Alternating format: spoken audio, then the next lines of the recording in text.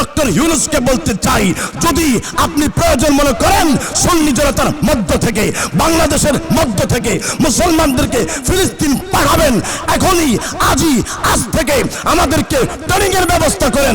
আমরা ট্রেনিং দিয়ে আমাদের ফিলিস্তিনের ভাইদের পক্ষে আমরাও লড়তে চাই। কথা বলেন ঠিক কিনা?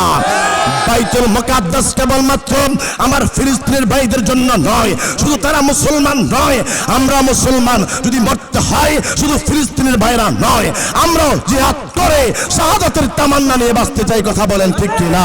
সম্মানিত এলাকাবাসী, সম্মানিত মুসলিম জনতা, সম্মানিত সুন্নি জনতা, আপনারা জানেন ইসরায়েল কর্তৃক ফিলিস্তিনিদের উপরে যেই নির্যাতন, যেই আগ্রাসন, যেই বর্বরতা, যেই সন্ত্রাসী কার্যক্রম চালানো হয়েছে, এই সন্ত্রাসী কার্যক্রম গোটা পৃথিবীর মধ্যে আর দেখা যায় না। কথা বলেন ঠিক কিনা?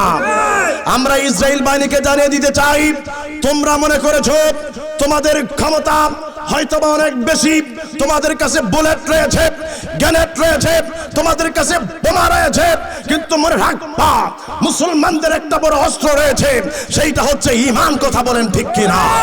আমার সুন্নি ভাইয়েরা, আমার মুসলমান ভাইয়েরা, আপনারা সামনে কেমনি ইহুদিদেরকে প্রতিহত করবেন সেইটা আমি আপনাদেরকে বলতে চাই।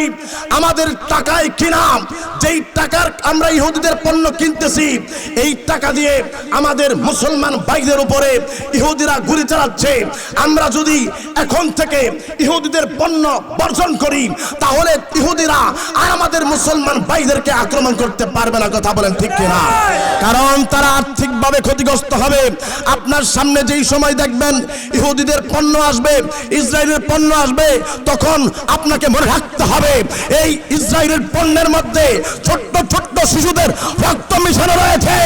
এই ইসরায়েলের পণ্যের মধ্যে আমার মা বোনদের রক্ত মিশানো রয়েছে। কথা বলেন ঠিক কিনা?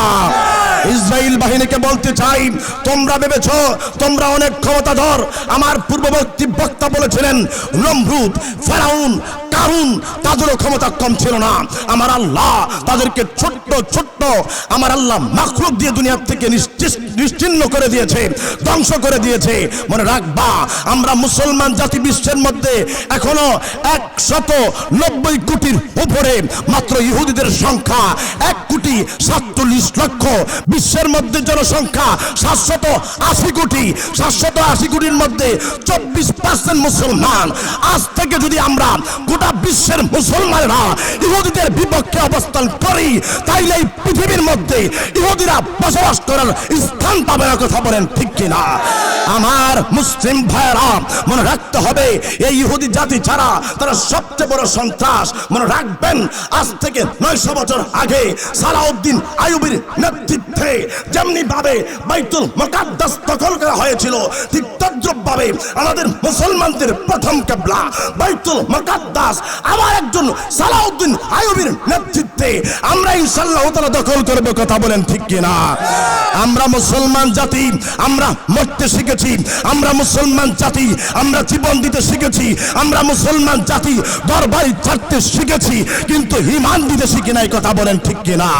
এই জন্য যদি আমাদেরকে যুদ্ধ যাওয়ার আগে আমরা যুদ্ধ করার জন্য ফিলিস্তিন যাব, আমরা অন্তর্বর্তীকালীন সরকার ডক্টর ইউনূসকে বলতে চাই, যদি আপনি প্রয়োজন মনে করেন সুন্নি জনতার মধ্য থেকে, বাংলাদেশের মধ্য থেকে মুসলমানদেরকে ফিলিস্তিন পাঠাবেন, এখনই আজ থেকে আমাদেরকে ট্রেনিং এর ব্যবস্থা করেন।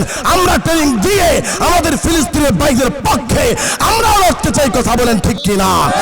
বাইতুল মুকাদ্দাস কেবলমাত্র আমার ফিলিস্তিনের ভাইদের জন্য নয়, শুধু তারা মুসলমান নয়, আমরা মুসলমান। যদি মরতে হয় শুধু ফিলিস্তিনের ভাইরা নয়, আমরাও জিহাদ করে শাহাদাতের তামান্না নিয়ে বাঁচতে চাই। কথা বলেন ঠিক কিনা? আমার ভাইয়েরা, এই জন্য আমি আখেরি কথা বলবো, আজ থেকে ইহুদিদের কোনো পণ্য আপনার ঘরে মধ্যে ঢুকাবেন না, ইহুদিদের পণ্য আপনি খাবেন না, ইহুদিদের পণ্য আপনি ব্যবহার করবেন না। যদি করেন তাইলে মনে রাখবেন আপনি মুনাফিক। আপনি আমাদের ফিলিস্তিনের ভাইদের সাথে বিশ্বাসঘাতকতা করেছেন। আপনি যেই সময় ইফতারি করার জন্য ভারী রকমের আইটেম নিয়ে বসেন, ঠিক সেই সময় আমার ফিলিস্তিনের মা বোনেরা বোমার জন্য উপরের দিকে তাকিয়ে থাকে, কোন সময় বুলেট এসে বোমা এসে তাদেরকে শেষ করে দিবে।